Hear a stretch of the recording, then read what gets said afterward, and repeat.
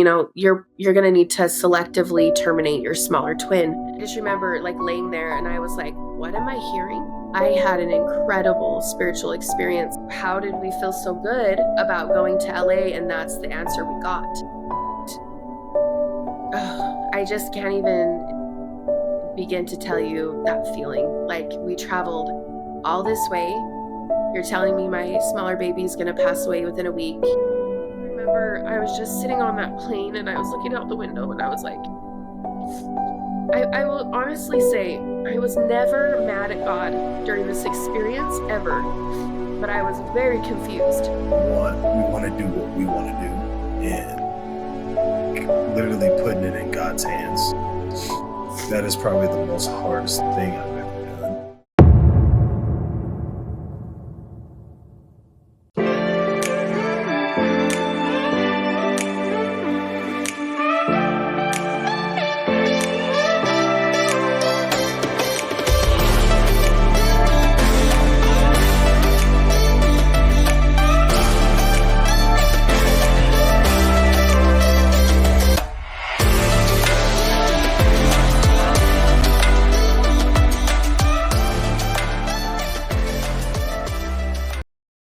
Hey guys, welcome back. We're so excited for you guys to hear our next episode on kind of our story and our journey with our boys and how they got here and just pretty much how that whole situation started.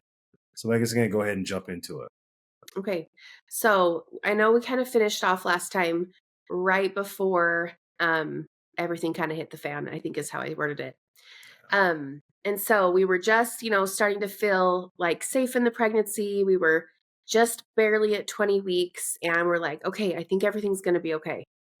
And Andrew and I had just barely started working on the nursery and starting to get prepared, because we know twins come early and all that. So we go to our next appointment just after 20 weeks and we're going in, just thinking everything's normal, and pretty quickly into the ultrasound, after everything was done, the doctor came in. So this was at MFM at the hospital.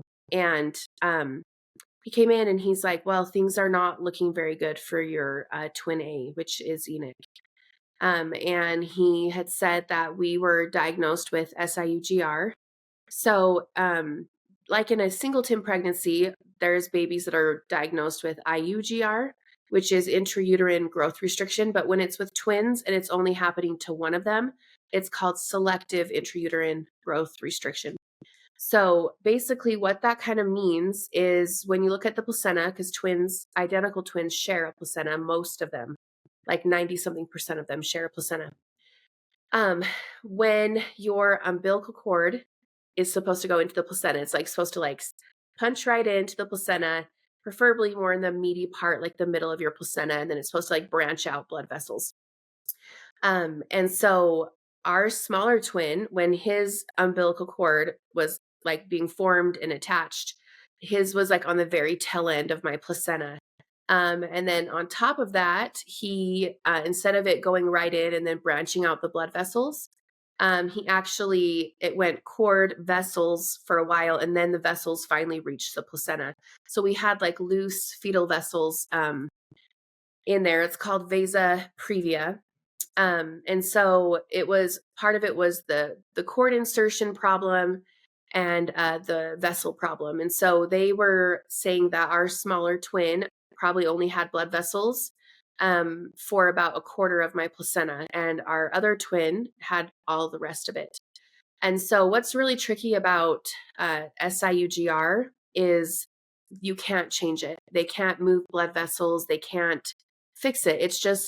It was like the doctors kept saying, it's nothing that you did. It's just how our eggs split. And when our eggs split and how everything kind of what got formed together, we got unequal placental share. So one twin got way more and the other one got way less. And it was fine up until about 20 weeks because the growth, the amount that our smaller twin had, it supported him up until about 20 weeks. And then once we needed to make some bigger growth jumps, he didn't have the support he needed to grow. And so very quickly we saw him go from being, the two of the twins being the same size to all of a sudden one twin is in the 40 percentile and our smaller twin was less than 1 percentile, which was crazy. And so I remember at that appointment, I just felt so blindsided because the appointment right before that, everything was completely fine. And so I remember just in shock, and the doctor's exact words were, you're going to need to selectively terminate your smaller twin, to save this pregnancy and to save and protect your other baby. And I just remember like laying there and I was like, what am I hearing? Like, wait, what? Like, how did I go from a week and a half ago, 2 weeks to everything is fine to now you need to terminate one of your babies? Like, no parent is supposed to be in that position. They're supposed to choose one child or the other.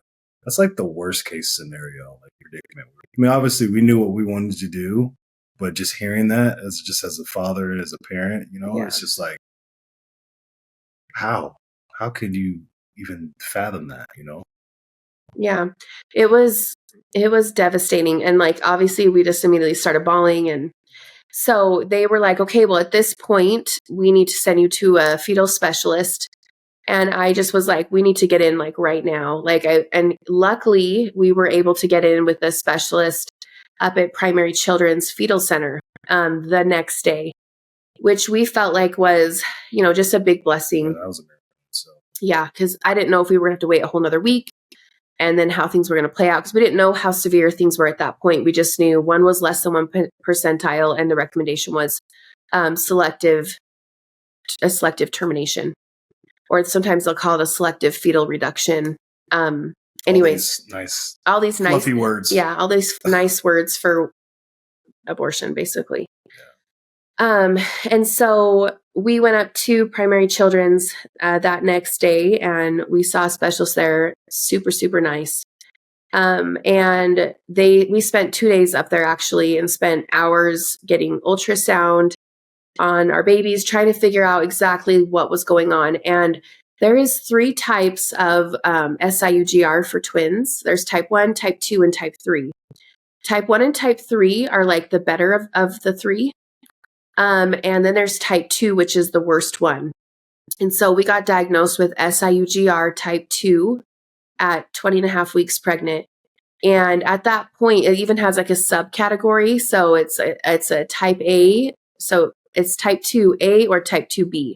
So type 2A is having absent blood flow into the umbilical cord. And so when they look on these ultrasound Dopplers are what shows the blood flow going into the cord. And you're supposed to have continual like forward flow every time the heart is pumping, the blood is pumping. And with absent blood flow, you're getting spurts of blood flow, and then you're getting little spurts in between where it's absent. So it's not a continuous forward flow of blood.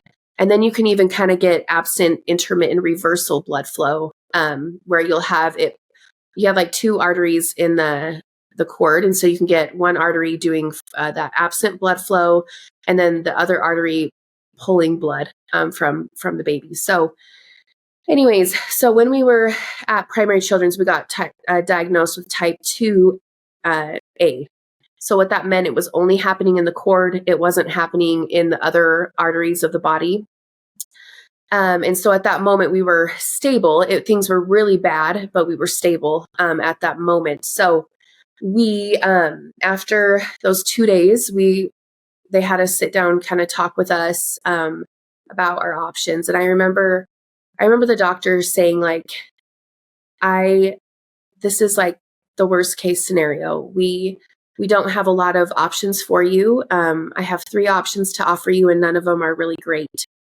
But we will support you in whatever you guys choose. But she's like, I just feel so bad that I can't, none of them are great. And I remember just sitting there and I was like, I can't even believe I'm hearing this. Like, I can't even describe in that moment, sobbing and just like, oh my gosh, like I just couldn't believe how we got here, And so these were the options she kind of gave us. Options. The first and foremost option for this type of case that we had is again to terminate the smaller baby. And I wanted to kind of go into explaining like why that is the recommendation. Because of that unequal placental share, and because of the blood flow patterns, which were the worst you can get. Because the babies, because they share a placenta, there are blood vessel connections that they share. They kind of pump blood back and forth between each other in the placenta. So when a twin passes away, the bigger twin will keep sending blood over to the other twin and it won't get pumped back. And so they can lose blood and they can have severe brain damage, or they'll go into like cardiac arrest, like they're losing blood. There's also like a water shedding that can happen and a bunch of other things, but it's like a 50% chance, is what the doctors were telling us, that, you know, if one passes, lose your other twin or have severe brain damage. And so to avoid that situation, especially when one of the twins was less than 1 percentile and in the worst position it could be in, that is why they strongly recommend terminating the smaller one.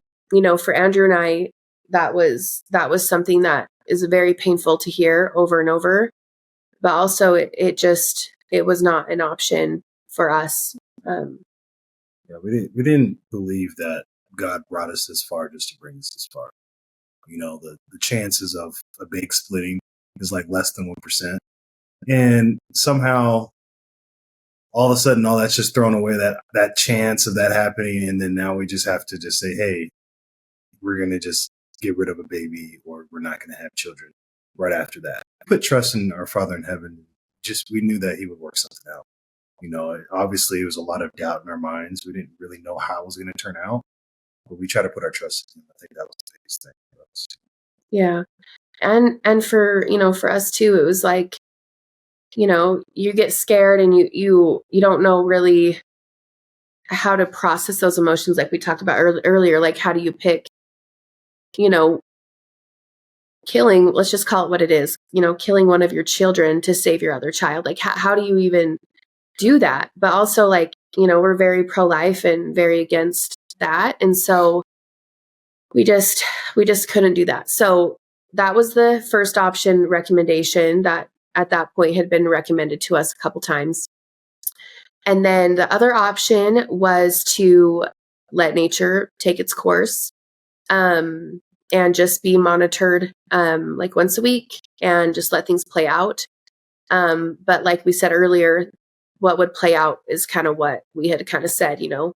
And then the third option was to have this placenta surgery.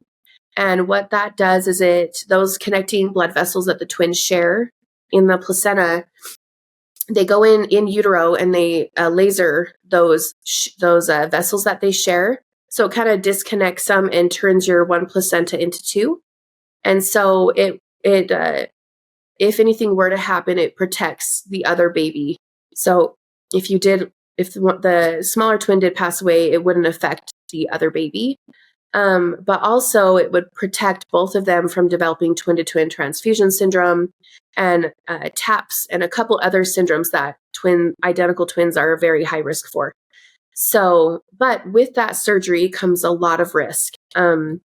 It's not some risk-free surgery. You know, you're going in utero, your water could break. Between our twins was a very thin membrane that separated the two in the one sac. So it kind of made them into two sacs. And there's a risk of rupturing that wall. And if that was to be ruptured, then you'll have mono twins, which are one sac, one placenta, very high risk. And anyways, there was risk that you could lose one or both babies after the surgery. And so it was a very high risk surgery. So Andrew and I, after hearing those three options, we were like, okay, like every single one of them, like, are not great. Just like the doctor said, you know, there's not one that's not necessarily better than the other. You know, this is just something you guys have to choose what you feel comfortable with. So yeah, it was rough. So that morning we knew, so that was our second day there when she kind of at the end listed our options. And Andrew and I, we had dressed in our church clothes that morning because we had planned after that appointment to head straight to the temple. And I'll be honest, that morning, I was kind of feeling against the placenta surgery. I wasn't sure if it was the right move to make with all the risks associated. And I was just like, do we go in there and take more risks? And we're already in a risky situation. It was just hard. And I remember that morning he was kind of feeling like we should do it. And so before we went into the temple, Andrew and we were in the car and we said a prayer and we talked kind of about what we wanted to do. For me, I've always felt like whenever I've presented two choices to God, I don't really get usually an answer. I feel like God wants us to make a choice, and then take that choice to him and say, is this the right one? Is this right? And I've never had God let me go too far before letting me know if it wasn't right. And so Andrew and I, in the car before we went into the temple, we prayed and talked about, okay, what's our choice? What are we going to present to the Lord to get clarification on? And we both decided, let's do the placenta surgery. And so we went into the temple, and as we were sitting in the celestial room, we were trying to get our own revelation on if that was the right choice to do. And I had an incredible spiritual experience. Like the last, couple of weeks of all this going on, I guess it was like a week or week and a half, but it was pure turmoil. Like I can't even explain the emotional turmoil I was in. And for the first time in a week and a half, I felt completely at peace. And I had never felt that much peace in my life. And my mind felt so clear. And it was just, I had so much clarity that we needed to go to LA. And I was just sobbing because it was just finally like just confirmed to me that we have to go to LA to have this placenta surgery.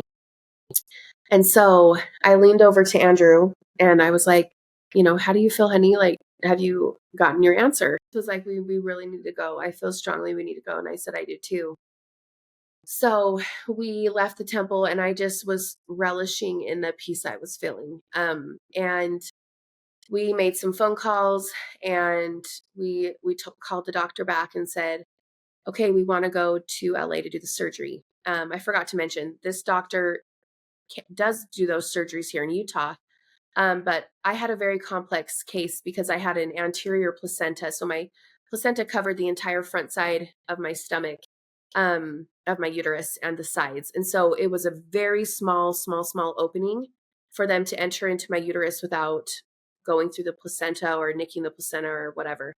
And so it was just such a complex case. And so she was, I really admired her that she was like, I think you guys need to go see the doctor there, like to get your best chance. Right. She was like humble enough to say, hey, I feel like there's someone that can do better than I can, or at least give you your best chance. Yeah, and that's something we really appreciate about it. Yeah, with how severe our case was. And so we really were grateful for her for that. And just, I think it's not easy for these doctors to deliver really heavy, hard news and not really have a good solution.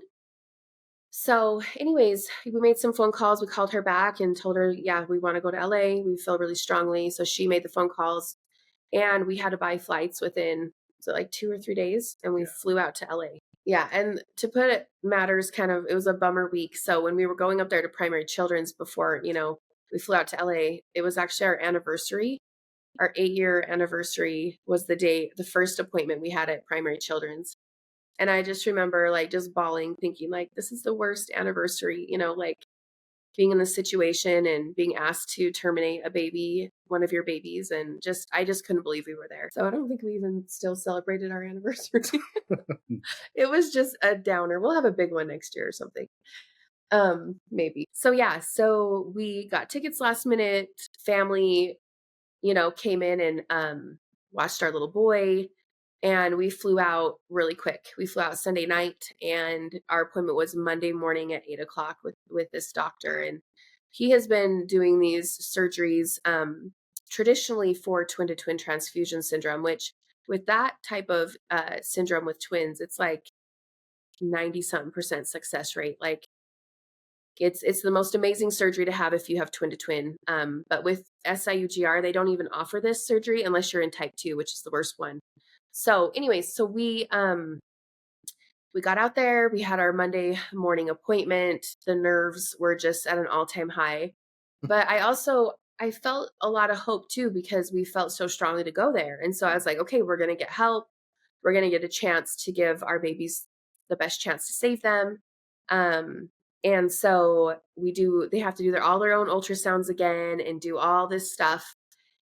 And the doctor came in and he wanted to ultrasound a little bit more to look at where the opening would be.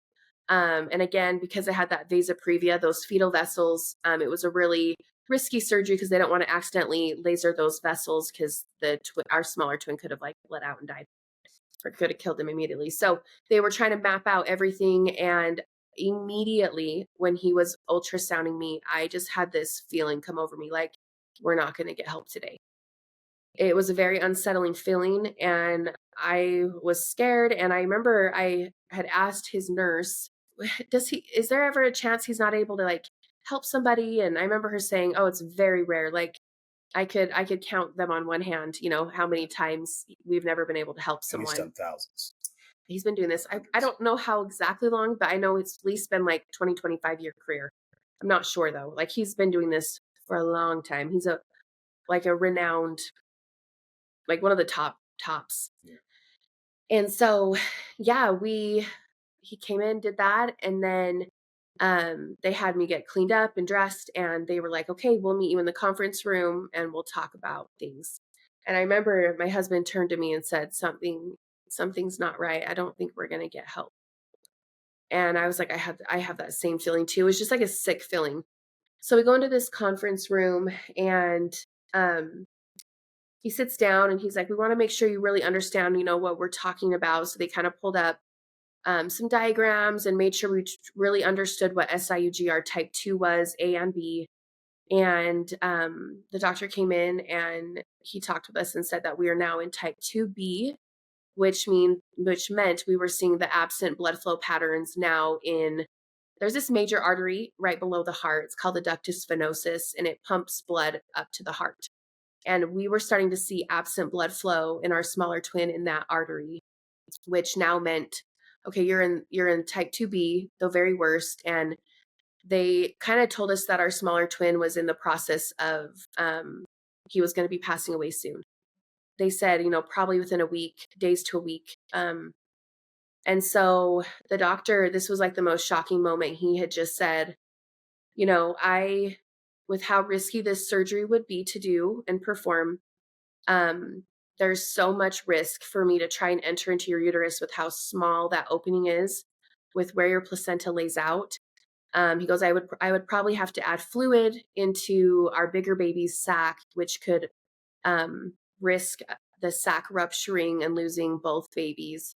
And he goes, and with your smaller twin, with him now being in type 2B, I don't think he would even make it. Just said, I don't feel comfortable putting you and both of your babies through that type of risk for surgery that we're not going to have a good outcome. And I remember sitting there and just tears. Like, I just was like, what? Like, I was so, again, blindsided that how did we feel so good about going to LA? And that's the answer we got.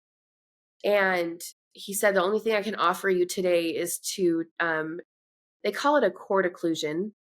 And it's basically where they'll do it like several different ways, but laser or through ultrasound, or there's another way. I can't remember what they call it, but it's where they basically like cut the connections in their umbilical cord and the twin passes away right away. Because we've had a lot of people ask us during this, how do you abort only one of the babies? Like, how does that work? And so with the cord occlusion, I think is a fluffy, nice way of saying termination. They do it through that way, and you would carry both babies until you were full term.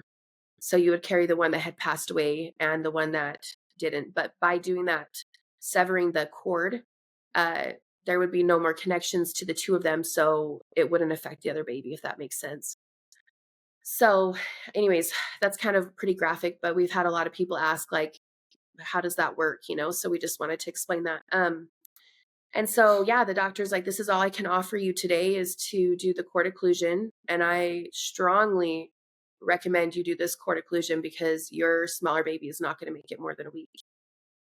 And I think he even did at that time offer to terminate both. He gave us kind of both those options. And I just can't even begin to tell you that feeling. Like, we traveled all this way. You're telling me my smaller baby is going to pass away within a week. And if we do nothing, it's a 50% chance we lose our other baby or he has severe brain damage. And I remember sitting there and I just felt like, oh my gosh, how are we here? How are we here? And so the doctor said, I'm going to give you guys some time to talk about this. But your smaller twin is in the process of dying, and you guys really need to consider this. And he goes, if you guys do the cord occlusion, I can guarantee you will have a healthy, perfect full-term baby who has no problems. And, this is the best outcome you could wish for with SIUGR type 2B.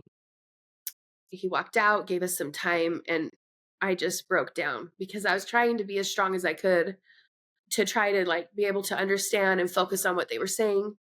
But, your heart is just shattered, and it's traumatic, hearing that. Because it was like when we heard about it in Utah at our MFM appointment, we're like, okay, we have more hope. We'll go to primary children's. They'll give us better answers. And then we didn't get better answers. So we're looking for our next new hope. Our next optimistic opportunity. And then we were like, okay, we felt so strongly to go to LA. And then we get to that, and that was our last hope. And it was shattered. And I was like, oh my gosh. How are we here? And at that point, I was 21 weeks. And so Andrew and I were talking, and, there were some really raw feelings I think any parent would have. You're like, one hand, you're like, how do you pick one child over the other, even if one's not doing good? How do you pick that? But then on the other hand, we've been through IVF, we've gotten halfway through the pregnancy, and you're like, I want to end up with something, I want to end up, if you're saying this baby's dying, then I need to save my other one. You have all these thoughts you consider. And, we were talking about those thoughts and feelings. And honestly, I mean, I haven't told a lot of people these really intimate details, but the spirit just came over me, and it was like, thou shalt not kill. There's no clause to that. There's no exception to that. And then I remember having this feeling of God just saying, are you going to trust me? Are you going to put your trust in a man, even though he may be a doctor and an expert? Or are you going to put your trust in me, no matter how this turns out? And me and Andrew just looked at each other, and we were so broken because we wanted to end up with something, but we knew we had to put this in God's hands, because I strongly believe, and I know Andrew does too, but we strongly believe that God has a plan for each child that comes to this earth. And like I explained earlier in our last video, my sister lost her twins. And I finally had come to this moment where I was like, hey, God, what's my role in this? What is my role in being a mother for these children, whatever that looks like? What is that? What is your will? And so we were like, okay, we're not going to move forward with cord occlusion. So the doctor came back in. Before that, we were sitting there, and we actually said a prayer, and just asked for peace, and asked for just direction and strength, and just let His will be done. I think that's probably the hardest thing. Yeah. As parents, or just as humans, we want to do what we want to do, and literally putting it in God's hands. That is probably the most hardest thing I've ever done. Yeah. And just truly feeling that, okay, I have nothing left. This is all yours. and being able to just saying, "Your will be done." I had all these just horrible thoughts going through my mind. I don't even know if I've told you this. I was just thinking about, okay, we're gonna have to plan a funeral. I don't want my wife to go through that because I've seen what my sister-in-law, and my brother-in-law went through. I don't want to see that. I don't want my wife to be breaking down and having to bury her children.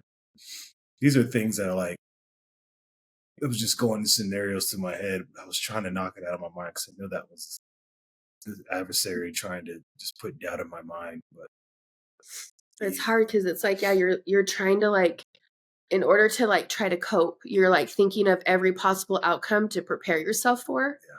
And yeah, it's, you kind of go into some dark places.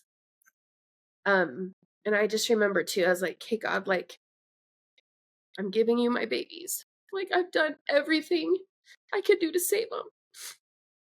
You know, I have done everything in my power to save these babies. And I know we can't terminate one. I can't do that. I won't do that. I know it's wrong. And so I just remember I just said a prayer and I was like, hey, they're yours. They're not mine anymore. Like, they technically never were mine. They're his children, but I was like, okay, your will be done. Like, I'll just give me strength to get through this. And so that's where my heart started this shift, because before this, it was like, save my babies, save my babies. I can't do this. I can't go through, all these things. And then my heart started changing to, okay, like, just give me strength. Just give me strength to get through whatever your will is. So it was hard. And what we didn't realize is, as we were going through a lot of these really hard appointments, we would record them just so we could reflect back, because in the moment, it's some of the things you hear are so traumatic that you're like, wait, what did they say? yeah, information and being able to understand all the technical uh, explanations that they're giving. They try to give it as layman terms as possible, but I would record it so I could be able to know, and we could review it back the next day or later that night and say, okay, that's what they said. This is what they said, and analyze it and hopefully get some decisions. Yeah. And so one thing Andrew didn't realize is he didn't stop recording, and he had recorded that prayer. And last week we were kind of just having a heavy night, and we went to Sonic to get a drink. And we were just kind of reviewing our journey, and Andrew pulled up that recording and he had recorded that prayer. And we just lost it because it was so interesting to see that prayer, hear it. And it was just so humble. It was just, we were just so broken and shattered. It's like sometimes you choose God's will initially, which I feel like it's not that we didn't, but when you're in a position where you have nothing left but God, that type of humility and fear and just, I don't know, just that brokenness, broken open, it was just, we were just really crying a lot about that prayer and just re-listening back to that, because we hadn't even listened to that obviously since that time had happened, because it was very traumatic. But I don't know. We might play it for you guys, I'm not sure. But yeah, so the doctor, he came back in, and we had told him we don't want to do the cord occlusion, and I think he was quite shocked, to be honest. And he was like, well, help me understand how you guys are here or what you're thinking. And we kind of just explained that. So he told us, we've heard the 50% thing from other doctors, and then he told us the research he's done, that it's a 30% chance. If your smaller one passes away, it's a 30% chance you lose your other twin or severe brain damage. And so he had said, help me understand why you guys are not doing this cord occlusion. Like, your baby is dying and you're gonna kill your other baby. And so to him, I mean, I think when you say that out loud, you're like, yeah, so you're trying not to kill this one, but by not doing that, you're gonna kill this one. And so he could not wrap his mind around how we would not do the cord occlusion, and I don't want to add any disrespect to him or anything. He was a great guy, but I just think from his medical standpoint and his years and years of research, like he was like, this doesn't turn out like there's not, it's going to turn out how I'm telling you. Like it's not. It was really data driven and not. It was just all logical. It wasn't anything led with faith or anything. I mean, put it Yeah. bluntly, nothing. Again, nothing towards him. He's professional. He does great things for thousands of people who come to him. But he was just hitting us with data. He's like, this is what the data says. This is what the data says. But Yeah. And we just told him, we have to just put this in God's hands. And he, again, I just said, I cannot terminate one of my babies. We cannot do that. And I just told him, I said, it is God's place to take life and to give life. And I cannot sit here and play God. And I only was meaning that for myself, for us, but I think he took that maybe wrong. And so he was trying to kind of show us more research and so show us more data and explain to us that, he had, ethics and morals, and that he's like, I wish you knew me better because you would know I never, ever offer cord occlusion, unless like it's heading into a place of a baby passing. And I said, no, I understand that. I'm just saying for me, I have to give this to God. As broken as I am, and I don't know how this is going to turn out, I've got to give this to God.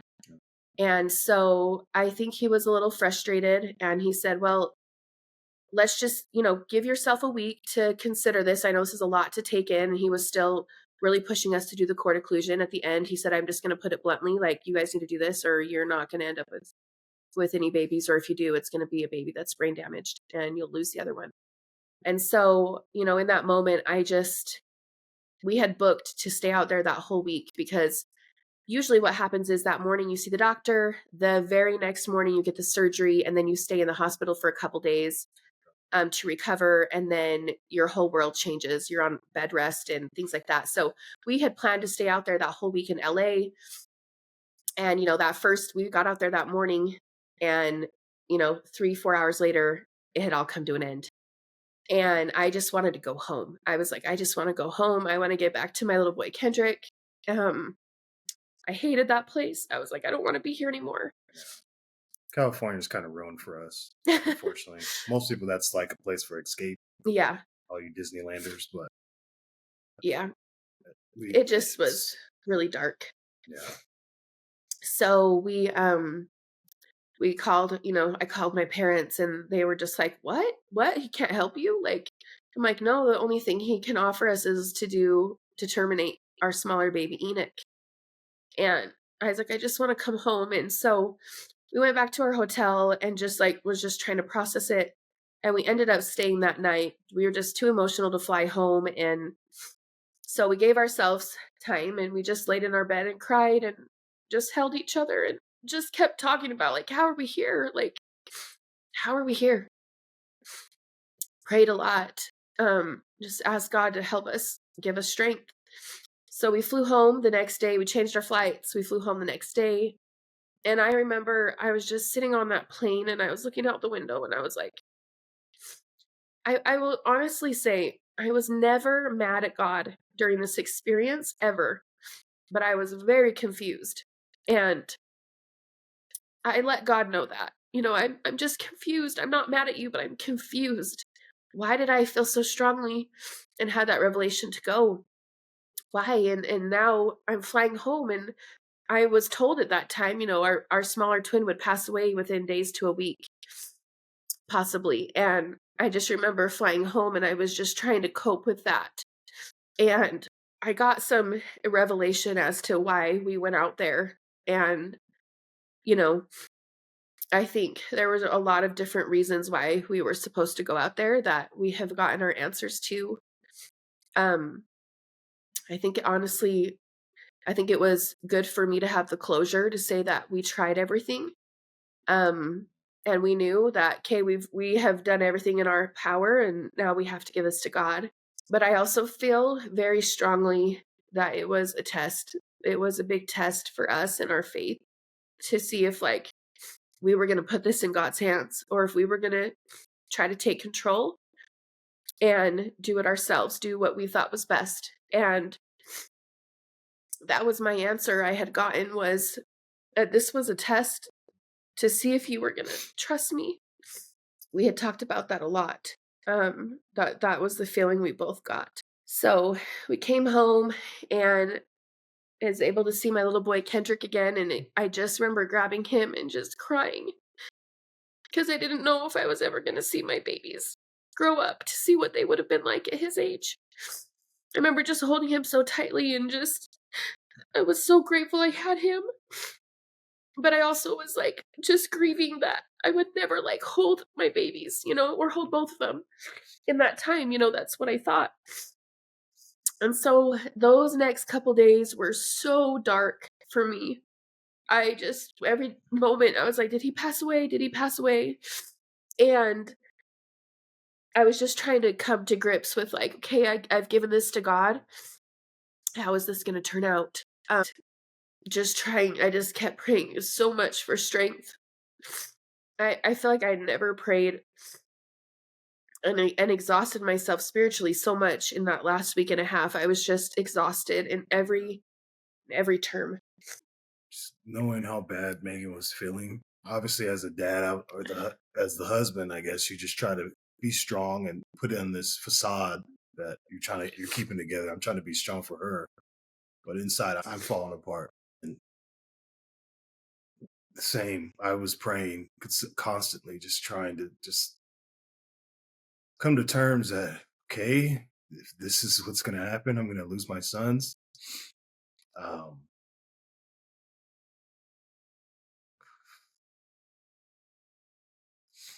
Your will be done.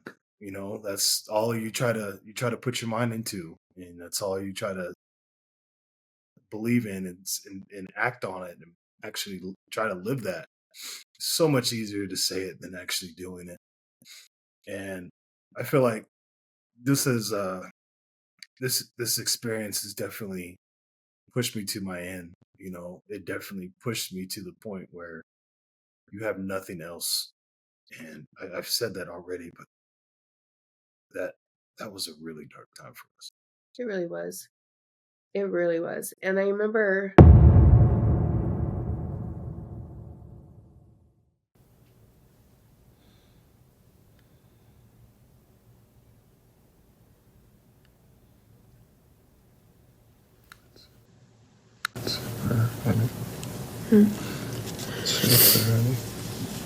okay.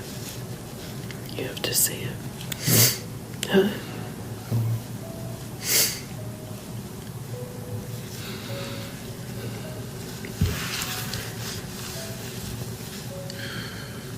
Heavenly Father, come before thee, broken hearts and spirits.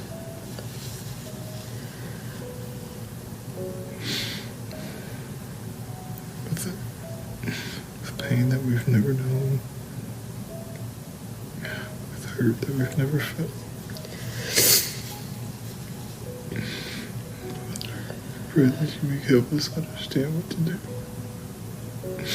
For thy Spirit to be with us and give us peace, to give us understanding.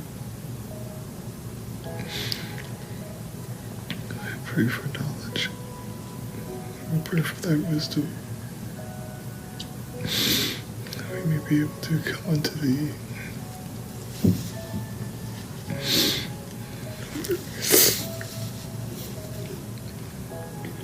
If it be thy will, I ask that you may direct our minds and our thoughts, that you may hear our cries and the righteous desire of our hearts. Lord, we lift thee. Pray for thy Spirit to watch over our boys. Please bless Enoch. Please bless Ezekiel.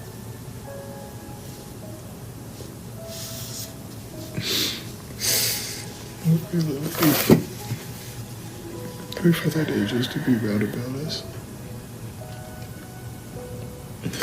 I pray for them to descend upon us and be able to give us strength that is not our own. But more than anything, we want our boys to be with us. I pray that you may give us strength. We pray for these things in the name of your Son, Jesus Christ. Amen. Amen.